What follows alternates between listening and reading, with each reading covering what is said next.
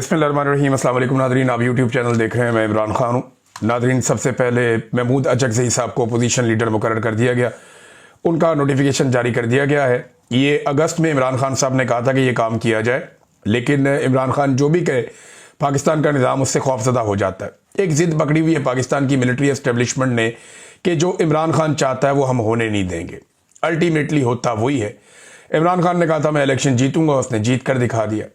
इमरान खान ने कहा था कि तुम मुझे डरा हुआ नहीं देख पाओगे, उसने वो भी दिखाया। इमरान खान ने कहा था कि तुम मुझे शिकस्त नहीं दे पाओगे, वो शिकस्त नहीं खाई उसने। इमरान खान ने कहा था कि सुहेल अफरीदी को वज़ीर आला बनाना है। DGISPR आकर पेशावर के अंदर काफ़ी रोला शोला डाल के गए, लेकिन बन गया सुहेल अफरीदी वज़ीर आला। फिर इमरान खान ने कहा कि अचकज़ई को अपोजिशन लीडर बनाना पड़ेगा। अब उन्हें बनाना पड़ रहा है, सारा कुछ करके देख लेते हैं, लेकिन अल्टीमेटली इमरान खान की बात माननी पड़ती है। और ये एक अवामी लीडर की ताकत होती है, ये उसका खुद पर और अपने लोगों पे भरोसा होता है। बहरहाल महमूद अचकज़ई साहब के सामने बहुत बड़े बड़े अहदाफ हैं, बहुत सारे काम हैं जो उन्हें करने पड़ेंगे। ख़ास तौर पे खारजी महाज के ऊपर पाकिस्तान ने जिस तरीके से एक चापलूसी का मुजाहरा किया है और अपने उसूली मौक़िफ़ जितने भी थे उन सबको छोड़ दिया है, और एक ऐसी स्टेट के तौर पे पाकिस्तान एक्ट कर रहा है आलमी सतह पे जो दूसरी स्टेट की प्रॉक्सी के तौर पे सामने आ रही है। मिसाल के तौर पे आप देखें ना कि अमेरिकन जो कहते हैं पाकिस्तानी कहते हैं जी बिल्कुल लब्बैक, जैसे आप कहें वैसे ही ठीक है।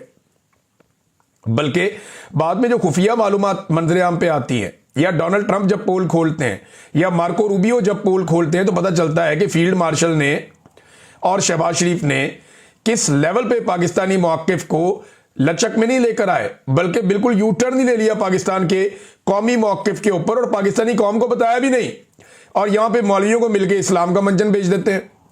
तो ये अब सारी चीज़ें जो हैं वो कौमी असम्बली में रखनी पड़ेगी। बहुत सारे और मामलात हैं वो भी, लेकिन एक बड़ी डेवलपमेंट है। सुहेल अफरीदी से मैंने पिछले वीलॉग में मैंने भी रिक्वेस्ट की थी, और लोग भी कह रहे थे कि इन्हें मुतासरीन तीरा के पास जाना चाहिए। वादी तीरा के लोगों के साथ बहुत ज्यादती हो रही है, उधर बर्फबारी हो रही है, बंद कमरों के फैसलों ने उनको तबाह बर्बाद कर दिया। वो अपने इलाके छोड़ने पर मजबूर हैं। वहां पे एक ऑपरेशन की बार बार अनाउंसमेंट की जा रही है, जितनी आबादियां उन सबको खाली करवाया जा रहा है, और ये जबरदस्ती करवाया जा रहा है। खैबर पख्तूनख्वा की हुकूमत ये नहीं चाहती। अब मैं आपको बताता हूं कि सुहेल अफरीदी साहब को पहले बताया कि जी मौसम खराब है, आप वहां नहीं जा सकते, और आपने नहीं जाना, हेलीकॉप्टर नहीं जा सकता। फिर सुहेल अफरीदी साहब ने जनाब गाड़ियों पर जाने का फैसला किया। ये पेशावर से अपना काफिला लेकर निकले, और बिलाखिर ये अपनी जान को खतरे में डाल रहे, जान बहुत खतरे में है। और ये वादी तीरा का इलाका है, यहाँ पे आपको पता है अच्छे और बुरे हर तरह के तालिबान फिरते हैं, तो सुहेल अफरीदी की जान खतरे में। इसके बावजूद वो गए, उन्होंने कहा जी बंदूक का मुकाबला बंदूक से किया जाता है, ये यहाँ की रवायत है। लेकिन इस वक्त यहाँ एक तरफ से बंदूक है तो दूसरी तरफ जबान, जिस पर एक फरियाद है। मैंने अपनी कौम के बच्चों के हाथों में बंदूक की जगह कलम देने का वादा किया है। हम अमन चाहते हैं, जंग नहीं चाहते। ये सुहेल अफरीदी ने वादी तीरा में खिताब किया है। ये कुछ मनाजर मैं देख रहा हूं, यानी बर्फबारी हो रही है, क्या बेचारों के लोगों के हालात हैं, और लोग बैठे हुए हैं बेयारो मददगार। फिर सुहेल अफरीदी ने कहा जिन गाड़ियों को टोकन नहीं मिले, इनको अभी टोकन जारी करके मेरे काफिले के पीछे रवाना किया जाए। ये मुल्क हमारा है, किसी के बाप की जागीर नहीं है।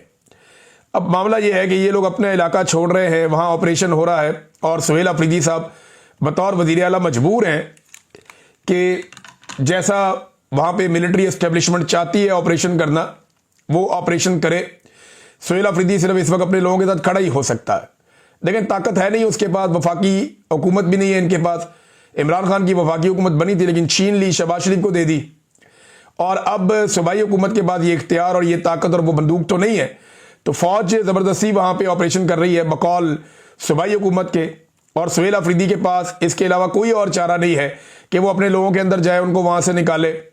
तो तीरा के मुतासरीन के साथ उनकी कुछ वीडियोस भी आई हैं सुहेल अफरीदी की, और धुंध की वजह से, खराब मौसम की वजह से कहा गया कि जी आप नहीं जा सकते, लेकिन वो तीरा के इलाकों में मौजूद रहे सारा दिन, और उन्होंने वहाँ लोगों से मुलाकातें भी की। लोगों ने कहा जी हमें टोकन ही नहीं दे रहे, हमें यहाँ से निकलने नहीं दे रहे।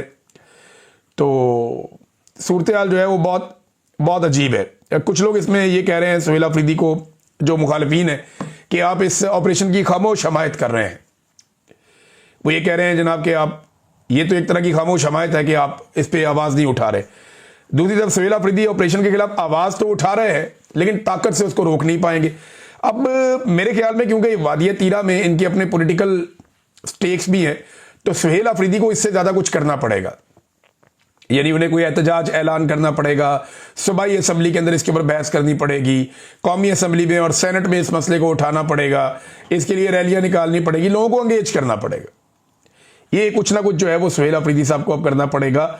और क्योंकि देखें इन्होंने बड़ा सख्त एक मौक़िफ़ लिया था इमरान खान साहब ने और सुहेल अफरीदी साहब ने। नाज़रीन, शाह महमूद कुरैशी साहब का एक स्टेटमेंट है, या मैं आपके सामने रख देता हूं, वो ज़रूरी है और इम्पॉर्टेंट है। शाह महमूद कुरैशी साहब ने यह कहा कि मुज़ाहमत के बाद मफामत ही होती है, लेकिन मुज़ाहमत तो देखें अभी इस वक्त इमरान खान साहब की पॉलिसी है। उन्होंने कहा कि मुज़ाहमत के बाद मफामत ही होती है, गुफ्तगू से ही मुल्क आगे बढ़ सकता है। अदालत में पेशी के मौके पर वो मीडिया से बात कर रहे थे। उन्होंने कहा कि इमरान खान साहब ने मुज़ाकरात का इख्तियार महमूद खान अचकज़ई साहब को दिया है, वो बेहतर फैसला कर सकते हैं कि क्या करना है। हम लोग तो जेल में हैं, यहाँ पे अंदर बंद बैठे हैं, यहाँ पे मालूमात भी पूरी नहीं मिलती। फिर उन्होंने कहा कि फवाद चौधरी हमारे साथ एक पार्टी में रहे हैं, मैं अस्पताल में था तो वो इयादत के लिए आ गए, अब घर आए मेहमान को मैं ये तो नहीं कह सकता कि क्यों मिलने आए हो। बस इतना ही है, शाह महमूद कुरैशी साहब ने कहा, और यही बात पहले इससे हुई भी थी। और साथ ही उन्होंने कहा कि पाकिस्तान ने अफगानिस्तान की बहुत मदद की है, हमारा अफगानिस्तान से जायज़ मुतालबा है कि इनकी सरजमीन हमारे खिलाफ इस्तेमाल ना हो, अमन चाहते हैं और अफगानिस्तान को हमारा साथ देना चाहिए।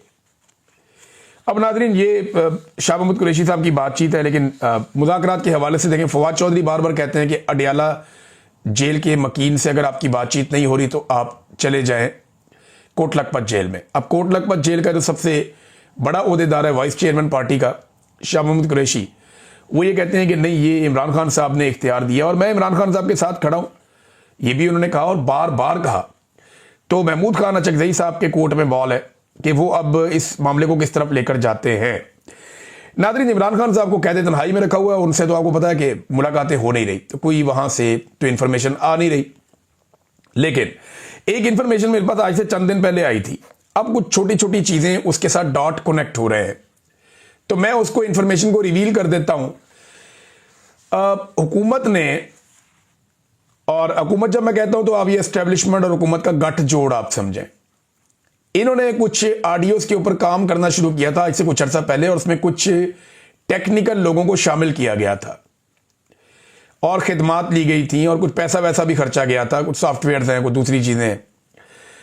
तो इसमें आर्टिफिशियल इंटेलिजेंस में कुछ एडिटिंग एप्स भी हैं साथ में, जो ऑडियोज को एडिट करती हैं और मुख्तलिफ पोर्शंस को जोड़ती हैं और एक वो बनाती हैं। पहले इससे ये काम करते रहे माजी में, इन्होंने ये काम किया था।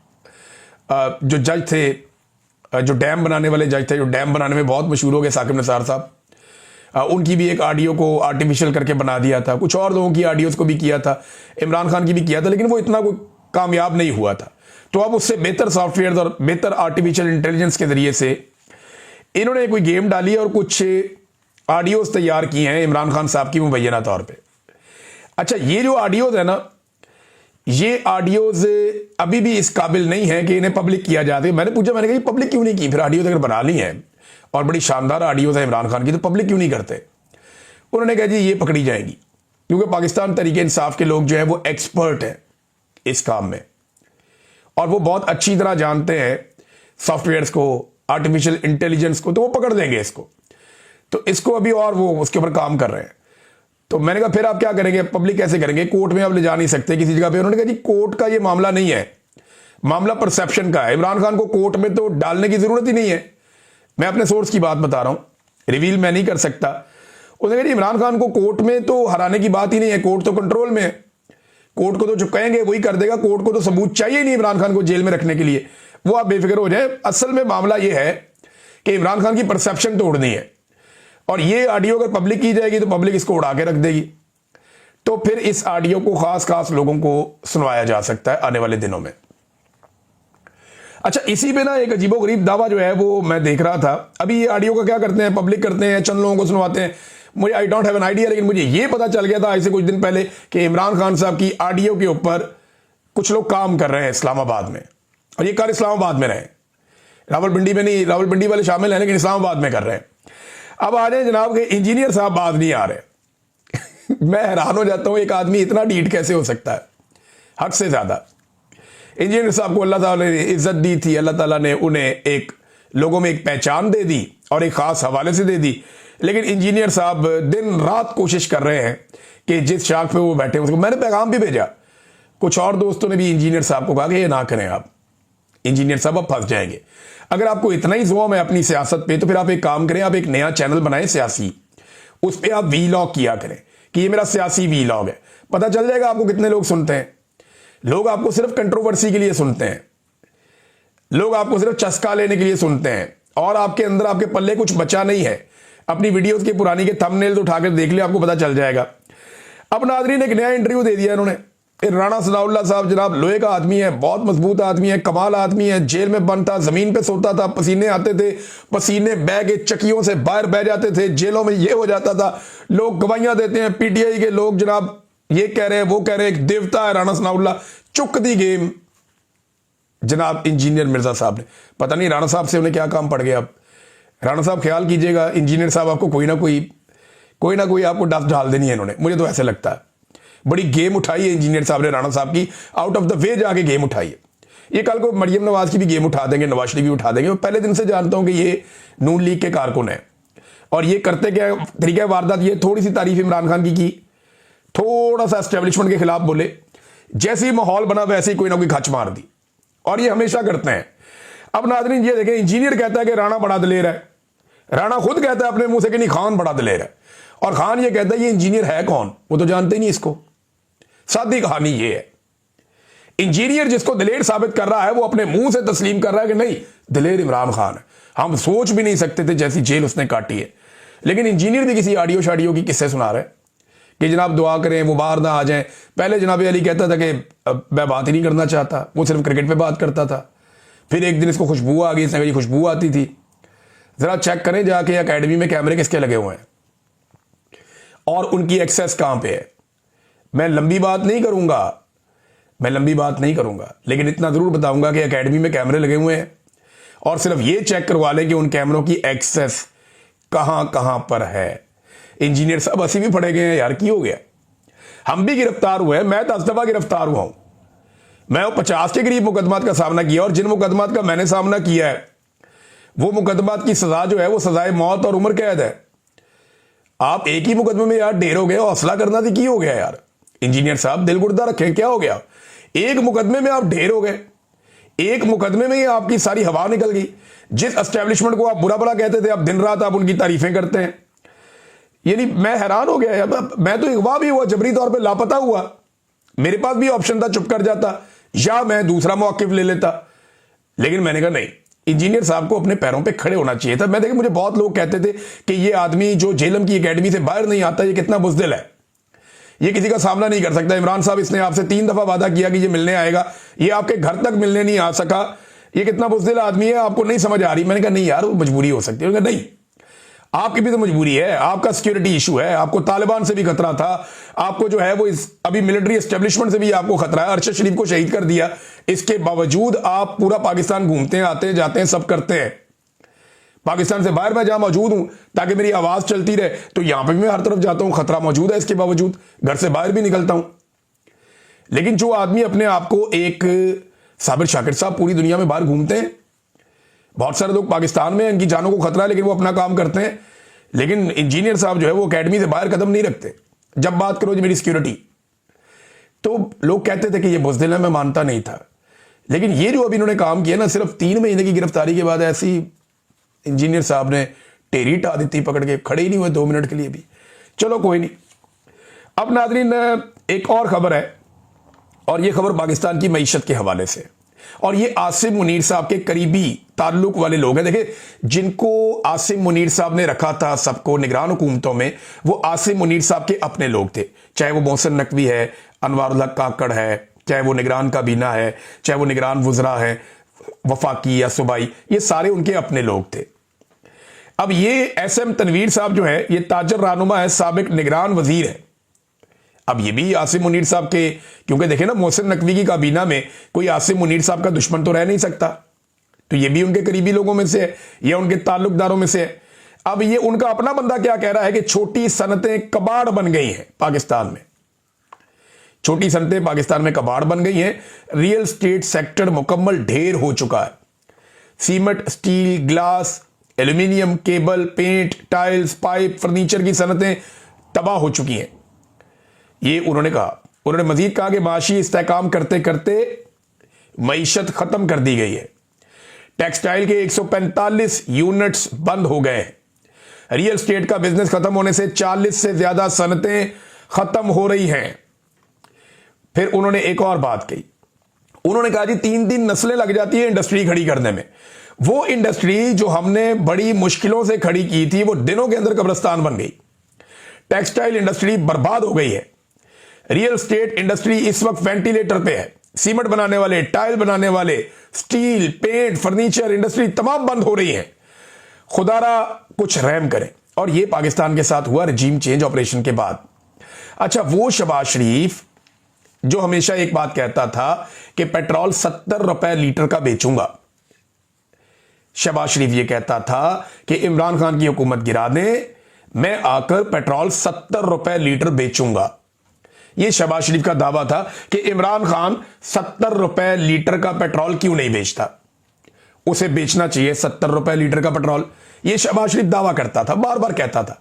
फिर इन्होंने बड़े एहतजाज किए, फिर रजीम चेंज ऑपरेशन मुकम्मल किया। इमरान खान ने बार बार मना किया उस वक्त बाजुआ को कि यह ना करो, मईशत बड़ी मुश्किल से खड़ी हुई है, बर्बाद हो जाएगी। हम ग्रोथ कर रहे हैं 6% से, 6% से, और हम आगे बढ़ रहे हैं, हमें पीछे मत धकेलो, ये मत करना तजुर्बा। उन्होंने कर दिया। और अब हुकूमत ने आज से पेट्रोलियम लेवी पर फी यूनिट 4.65 रुपए इजाफी पेट्रोलियम लेवी आयद कर दी है। यानी अब जो भी मोटरसाइकिल वाला या कार वाला या कोई भी गरीब आदमी जो पेट्रोल लेगा वो 1 लीटर पेट्रोल के ऊपर 84.27 रुपए पेट्रोलियम लेवी देगा। 1 लीटर पेट्रोल पे 84.5 रुपए सिर्फ आपका पेट्रोलियम लेवी है। ये एक किस्म का टैक्स है। आप पेट्रोल के 1 लीटर पे 100 रुपया टैक्स दे रहे हैं। उस वजीर आजम के दौर में जो कहता था कि मैं आगे 70 रुपए लीटर का पेट्रोल कर दूंगा, जिसने पेट्रोल 70 रुपए लीटर देना था वो पेट्रोल पे सिर्फ टैक्स ही 100 रुपए के करीब ले रहा है। अंदाजा करें आप। और एक और चीज आपको बताता हूं मैं कि उस वक्त जब इमरान खान साहब पेट्रोल सस्ता बेच रहे थे तो आलमी मंडी में बहुत महंगा था, और आज आलमी मंडी में बहुत सस्ता है। आधी कीमत पे पेट्रोल मिल रहा है। इमरान खान दुगनी कीमत पे खरीद के आज से कम पैसों में दे रहा था, आधे पैसों में, और ये आधी कीमत के खरीद के इमरान खान से दुगने पैसों में दे रहे हैं। ये तब्दीली ये पाकिस्तान के अंदर लेकर आए, इसीलिए तो सारे के सारे लोग रोते हैं। इन्होंने बर्बाद कर दिया पाकिस्तान की मईशत को, तबाह बर्बाद करके रख दिया, और दिन रात खांचे चल रहे हैं इनके। ये देखें ना आप, ये नईम हैदर पंजूता साहब ने भी लिखा है इसको, आलिया हमजा साहब ने भी लिखा, और बहुत सारे जर्नलिस्ट हैं वो भी लिख रहे हैं। ये जो इन्होंने पंजाब में सुथराई की है ना, करप्शन की है, कमाल की है। Auditor general of Pakistan AGP की साल 2025 की ऑडिट रिपोर्ट। ये ऑडिटर जनरल जो होता है ना, ये ऑडिट करता है हुकूमतों का। अब ये पंजाब हुकूमत का ऑडिट आ गया, उसकी रिपोर्ट आ गई। जरा इनकी प्रोग्रेस रिपोर्ट आप देख लें, एक साल में इनकी कारकर्दगी क्या है। ये कुछ चीजें हैं। खुफिया फंड के अखराजात में 550 मिलियन रुपए से ज्यादा की करप्शन इन्होंने कर दी। काउंटर टेररिज्म डिपार्टमेंट, यानी जो इन्होंने सीसीडी बनाई हुई है, पंजाब से मुंसलिक गैर बाकायदा अकाउंट्स में 404.2 मिलियन रुपए की करप्शन हो गई। अंदाजा करें आप कि इसमें भी करप्शन, सीसीडी में भी। होम सेक्शन में 99.5 मिलियन रुपए की करप्शन हो गई। धोखाधही और खुर्द-बुर्द की इन्होंने 3.1 अरब रुपए की करप्शन। गैर मजाज अदायगियां और जायद रकूम जो पैसे नहीं देने थे वो भी दे दिए। 25.4 अरब रुपए की करप्शन कर दी इन्होंने। माली बद इंतजामी इनकी 10.6 अरब रुपए की करप्शन की इन्होंने। गैर कानूनी खरीदारियां, जो कानूनी तौर पे ये खरीदारी होती है वो तरीके छोड़ के, तरीकेकार से हट के गैर कानूनी खरीदारियां जो इन्होंने की वो 43 अरब रुपए की इन्होंने। ह्यूमन रिसोर्सेज से मुतालिक बेकायदगियां 8.2 अरब रुपए की करप्शन इन्होंने वहां पे की। कारकर्दगी में नकायज 3.6 अरब रुपए की करप्शन। गैर कानूनी कंसोलिडेटेड फंड्स 988 अरब रुपए की करप्शन। ये जनाब इनकी पंजाब की कारकर्दगी है। ये सुथरा पंजाब आप देख भी लीजिए और बाकियों को दिखा भी दीजिए। ये हालात इन्होंने कर दिए नादरीन पंजाब के। अब नादरीन, डोनाल्ड ट्रंप को एक बहुत बड़ी कामयाबी मिल गई, मजे ही आ गए उनको। डोनाल्ड ट्रंप को अमन का नोबेल इनाम मिल गया। कैसे मिला ये हुआ ये कि जो अमन का नोबेल इनाम मिला था वो मिला था वेनेजुएला की अपोजिशन लीडर को। अब मारिया कोरिना को मिल गया था नोबेल इनाम, वेनेजुएला की जो अपोजिशन लीडर जो जेल के अंदर थी, जिसने तकलीफ बर्दाश्त की है, और मादुरो के खिलाफ आपको पता है फिर वो मिल ही जाना था। तो मादुरो को उठा लिया डोनाल्ड ट्रंप ने, तो इन्हें लगा मैं सदर बन जाऊंगी। अब ये जनाब पहुंच गई व्हाइट हाउस और जाकर इन्होंने जो अपना अमन का नोबेल इनाम इन्हें मिला था वो डोनाल्ड ट्रंप को प्रेजेंट कर दिया, और डोनाल्ड ट्रंप के काम देखे उन्होंने ले भी लिया। इन्होंने कहा जी मुझे ये इनाम मिला, ये मैं डोनाल्ड ट्रंप को देती हूं क्योंकि इन्होंने बहुत अच्छे काम किए, तो मैं अपनी आवाम की तरफ से इनको दे रही हूं। तो उन्हें लगता है कि अब उन्हें सदर बना दिया जाएगा, हो सकता है बना भी दे डोनाल्ड ट्रंप। और डोनाल्ड ट्रंप को अमन का नोबेल इनाम तो चाहिए था, अब चाहे ऐसे करके आए चाहे घूम फिर के आ जाए, लेकिन अब डोनाल्ड ट्रंप की एक शेल्फ में अमन का नोबेल इनाम पड़ा रहेगा जो उन्हें वेनेजुएला की अपोजिशन लीडर ने गिफ्ट किया है। डोनाल्ड ट्रंप ने गजा में अमन बोर्ड का ऐलान कर दिया, वो ये कह रहे हैं कि बहुत जल्दी इसकी तफसीलात सामने आ जाएंगी। ट्रंप ने कहा it is my great honour to announce that the board of peace has been formed, the members of the board will be announced shortly. अब बोर्ड हमने बना दिया है, बहुत जल्दी हम मेंबर्स का ऐलान कर देंगे, और वो ये कह रहे हैं बड़े ज़बरदस्त लोग जो हैं वो उनको शामिल किया गया उसके अंदर, बहुत जल्दी आपको पता चल जाएगा। आपके तवज्जो देने का शुक्रिया। अब देखते हैं कि इसके अंदर डोनाल्ड ट्रंप साहब दुनिया को क्या सरप्राइज देते हैं। नाज़रीन, एक आखिरी खबर मैं आप तक पहुंचाऊं, ये बड़ी अजीबोगरीब खबर है। पाकिस्तान की सबसे बड़ी दहशतगर्द को गिरफ्तार करने के लिए अदालत ने बड़ा सख्त हुक्म जारी कर दिया। मजूका साहब कहते हैं ईमान मजारी और उनके शौहर समंदर पर हैं या आसमान पर हैं, गिरफ्तार करके पेश किया जाए। ये दो वकीलों को गिरफ्तार करने के लिए जज साहब उतावले हुए जा रहे हैं उस मुल्क के अंदर जिस मुल्क में दहशतगर्दी में रोजाना कत्लेआम हो रहा है और दहशतगर्दों को सजाएं नहीं हो रही। DGISPR जब अपनी प्रेस कॉन्फ्रेंस में किसी को टारगेट करेंगे तो फिर पूरा निजाम ऐसे ही उस रास्ते पे चलेगा जो वो चाहेंगे। यही पाकिस्तान की हकीकत है। अब तक के लिए इतने, अपना ख्याल रखिएगा, अपने इस चैनल का भी। अल्लाह हाफ़िज़।